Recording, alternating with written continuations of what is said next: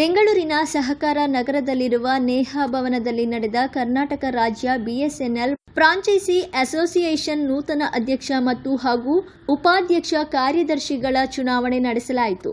ಎಲ್ಲ ಜಿಲ್ಲೆಯಿಂದ ಆಗಮಿಸಿದ ಸುಮಾರು 150 ಸದಸ್ಯರ ಸಮ್ಮುಖದಲ್ಲಿ ಎಲ್ಲ ಸದಸ್ಯರನ್ನ ಅವಿರೋಧವಾಗಿ ಆಯ್ಕೆ ಮಾಡಲಾಯಿತು. ಶಿವಪ್ಪ ನಾಗಾವಿ ರಾಜ್ಯ ಅಧ್ಯಕ್ಷರಾಗಿ ಹಾಗೂ ಮಂಜುನಾಥ್ ಹರ್ಲೆ ಕಾರ್ಯಾಧ್ಯಕ್ಷರಾಗಿ, ಮಲ್ಲಿಕಾರ್ಜುನ್ ಬಾಗಲಕೋಟೆ, ಪಾಟೀಲ್ ಕುಲಕರ್ಣಿ ಹುಬ್ಬಳ್ಳಿ ಉಪಾಧ್ಯಕ್ಷರಾಗಿ ಹಾಗೂ ಆಯ್ಕೆಯಾದರು. ರಾಜ್ಯದ ಎಲ್ಲ ಜಿಲ್ಲೆಗೂ ಒಬ್ಬೊಬ್ಬರಂತೆ ಜಿಲ್ಲೆ ಪ್ರತಿನಿಧಿಯಾಗಿ ಆಯ್ಕೆ ಮಾಡಲಾಯಿತು.